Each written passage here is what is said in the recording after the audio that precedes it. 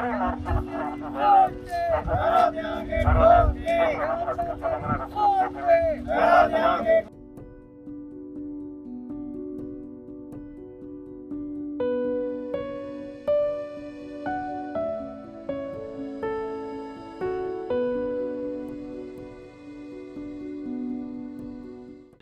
नाम जगदीश सिंह है जी। पिंड मेरा चाचू है जी।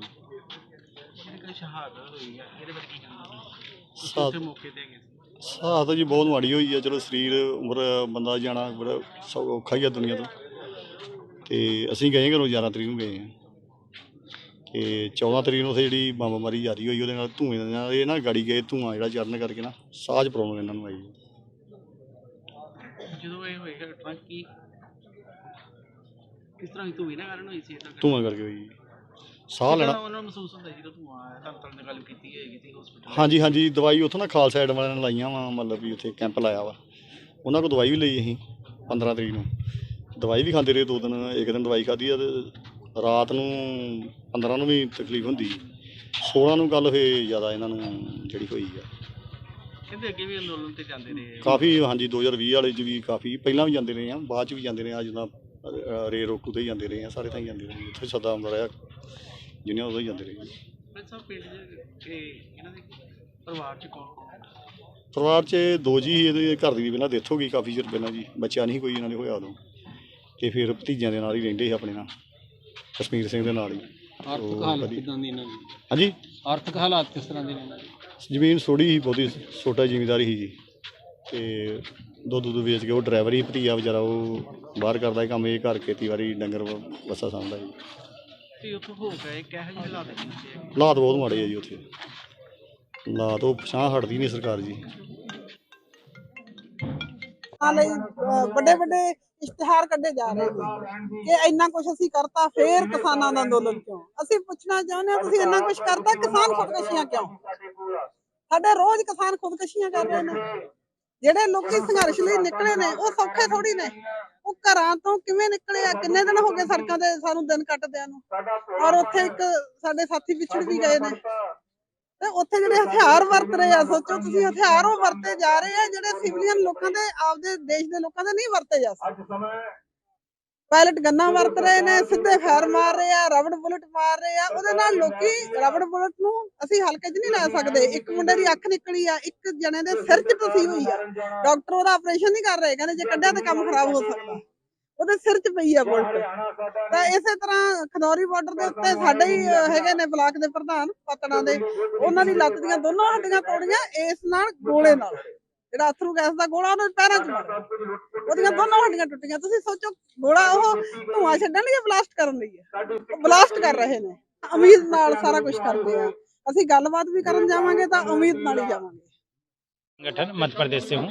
अच्छा, अब आप कैसे देखते हैं अभी जहाँ पे पहुँचे हैं, यहाँ पे एक किसान बहुत अजीब लगता है जब किसी कार्य को करने के लिए आप निकलते हैं घर से साथी के साथ, और आपके साथी बीच में ही साथ छोड़ के चले जाते हैं।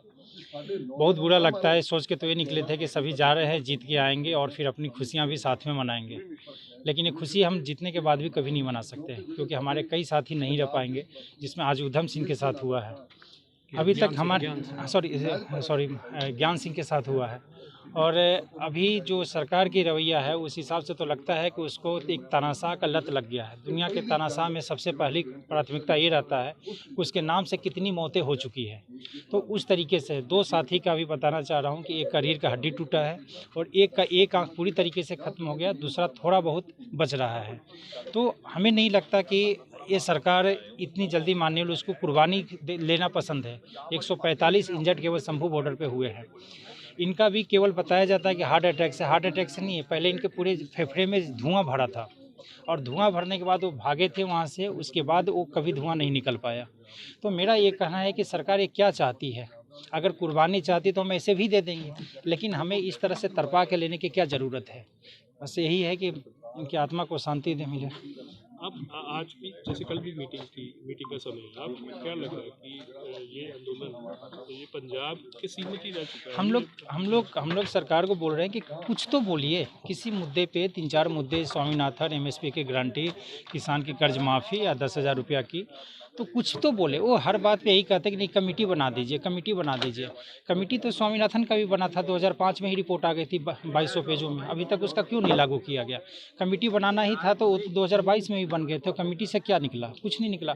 वो सोच रहे हैं कि आचार संहिता लग जाएगा, एक कमेटी का काम पूरा हो जाएगा और पूरे देश में हम घूम घूम के बोलेंगे कि देखिए किसानों को स्वामीनाथन रिपोर्ट हम दे दिए, किसानों को MSP की गारंटी दे दिए, कि कमेटी बना दी है और उसका वोट का फ़ायदा भी लेंगे और हमें कुछ मिलेगा भी नहीं। तो उनका कमेटी से कुछ, हम लोग एक किसी मुद्दे पे आप राष्ट्रपति से 2 लाइन का तो है कि आप अध्यादेश लेके आ जाइए, उसमें लिखवा दीजिए कि MSP की गारंटी दिया गया 6 महीने के लिए तो वैलिड रहता है, उसके बाद आप कानून बना दीजिएगा। अगर इतनी दिक्कत है आपको तो चाहे तो 6 महीने और भी बढ़ा सकते हैं उसे, लेकिन वो अध्यादेश लाने नहीं चाह रहे हैं। वो चाहते हैं कि जिस तरह से भूमि अधिग्रहण पे वो अध्यादेश लाए थे नियम बदलने के लिए, उसी तरीके से ऐसा क्यों नहीं होता कि MSP की गारंटी पे अध्यादेश लेके आ जाए, लोन माफ़ी पे अध्यादेश लेके आ जाए। तो लेकिन वो करना नहीं, लोन माफ़ी पे अध्यादेश की भी ज़रूरत नहीं है। आप क्या सोचते हैं, ये पंजाब का ही एक आंदोलन बन के सीमित है? नहीं, बिहार से, मेरा जन्म बिहार में हुआ, संगठन का काम मध्य प्रदेश में करता हूँ। बिहार से 100 से ऊपर किसान जंतर मंतर पे गिरफ्तार हुए और उनको एक पुलिस के अफसर बोला कि आप कहाँ जा रहे हैं? तो बोला पंधेर जी के पास जा रहे हैं। तो बोले पंधेर जी तो देशद्रोही है, इस तरह से बोला एक अफसर ने दिल्ली का। और तो बोले कि आप हमें नहीं पगलाइए, हम लोग किसान संगठन से पहले से जुड़े हुए हैं। उन लोगों को ज़बरदस्ती टिकट कटवा के ट्रेन में बैठा के बिहार भेज दिया गया है। कर्नाटक से आ रहे थे हमारे किसान संगठन के लोग, उसको भोपाल में गिरफ्तार किया गया। एक महिला को बाल पकड़ के खींचा गया, उनका बाल खींचने से उनका सर फूट गया है। उन सभी को उज्जैन में ले जाकर कैद किया हुआ है। तो ऐसा नहीं है, केवल सभी इंतजार कर रहे हैं कि शंभू बॉर्डर से जैसे ही ये जत्था निकलेगा, फिर पिछली बार से कई गुना ज़्यादा रहेगा और अलग अलग स्टेट से आएंगे। क्योंकि हम लोग इसके लिए 13 फरवरी को पटना में बैठक किए थे, 14 फरवरी को हम लोग ग्वालियर में बैठक किए थे, फिर केरल में बैठक किए, फिर तमिलनाडु। सभी किसान संगठनों के पास जाके हम लोगों ने अपनी बात रखें, सबने सहमति दिए हैं कि इस बार सभी लोग साथ में हैं, कोई अलग नहीं है।